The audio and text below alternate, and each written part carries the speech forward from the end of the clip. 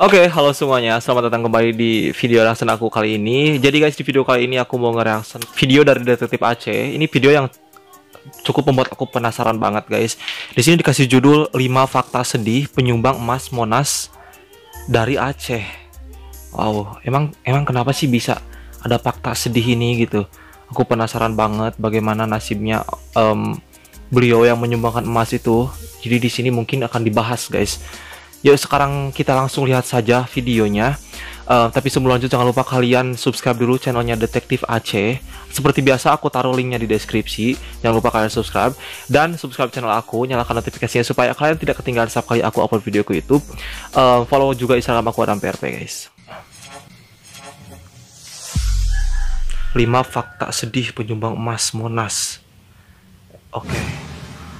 Assalamualaikum warahmatullahi. Kembali lagi di channel Detektif Aceh. Kali ini kita akan bahas 5 fakta Teku Markam, sang penyumbang emas Teku Monas dari Aceh. Markam yang menyumbang emas itu ya. Oke. Komen dan berlangganan channel ini.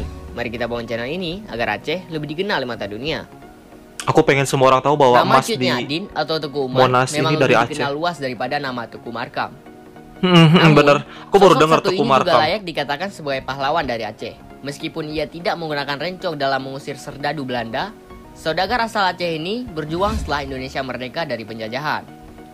Justru Berbeda berjuangnya dengan pahlawan setelah lainnya, merdeka. Markam membantu perjuangan Indonesia dalam bidang ekonomi yang ketika itu masih belum bangkit.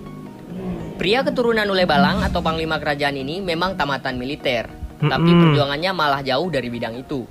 Bung Karno sendiri saat itu sangat berterima Militer kasih sekali jadi atas ke bidang sumbangsih yang ekonomi dilakukan beliau. Markam demi Indonesia. Meskipun ia sudah berjuang keras bagi negara Indonesia, pada akhirnya Markam malah tak diakui oleh negara yang ia perjuangkan.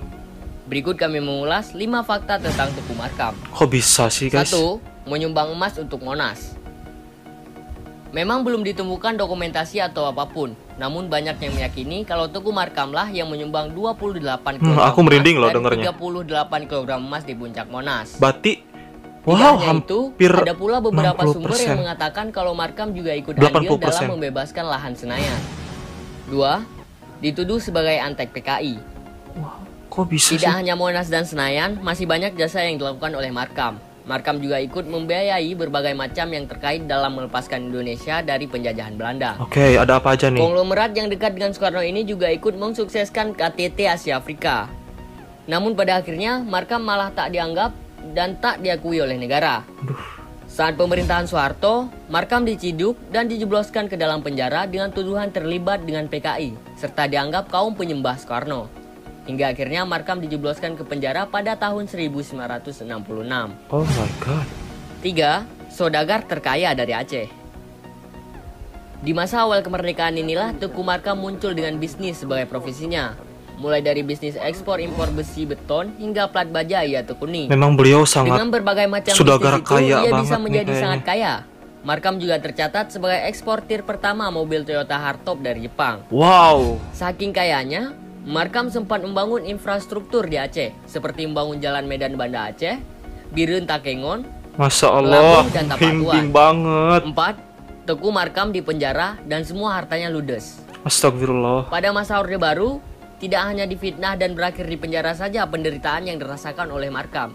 PT Karkam miliknya yang telah menyumbang cukup banyak dana demi pembangunan ekonomi Indonesia juga diambil pemerintah Indonesia dan menjadikannya sebagai BUMN. Yang lebih ironis, tak ada harta sedikit pun yang disisakan untuk keluarga dan anak-anaknya. Hingga akhirnya, keluarga Markam hidupnya terlunta-lunta. Pada saat Markam keluar dari penjara di tahun 1974 pun, ia dan keluarganya juga masih kesulitan untuk mengklaim hartanya lagi. 5. Nama baiknya yang tak kunjung bersih. Setelah bebas dari penjara, hidup Markam belum juga baik. Ia masih sering mendapat hinaan dari orang-orang karena dianggap sebagai antek PKI. Padahal sudah jelas, Markam berjuang keras di awal kemerdekaan Indonesia. Hanya karena ia dekat dengan Soekarno dan dianggap sebagai Soekarnois, hidup Markam dan keluarganya hingga kini miris.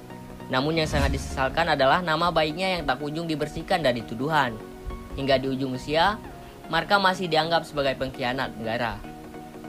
Nah, secara mutuah, sekian pembahasan kita tentang Teku Markam. Jangan lupa subscribe video ini, komen, dan berlangganan channel ini. Wow. Kaget banget aku guys. Oh my god. Maksudnya kayak I can't speak anymore. Aku gak bisa ngomong lagi. Kita doakan saja Teguh Marka. Beliau sudah sangat berjasa banget buat Indonesia, guys. Kita doakan semoga arwah beliau ditempatkan di sisi Allah, yang ditempatkan di tempat yang terbaik di surganya Allah. Dan Al-Fatihah pokoknya buat Teguh Marka dan semua keluarganya. Aku gak bisa berkomentar banyak soal ini, guys. Sorry banget. Jujur barusan aku cuman kaget aja sih gitu ya.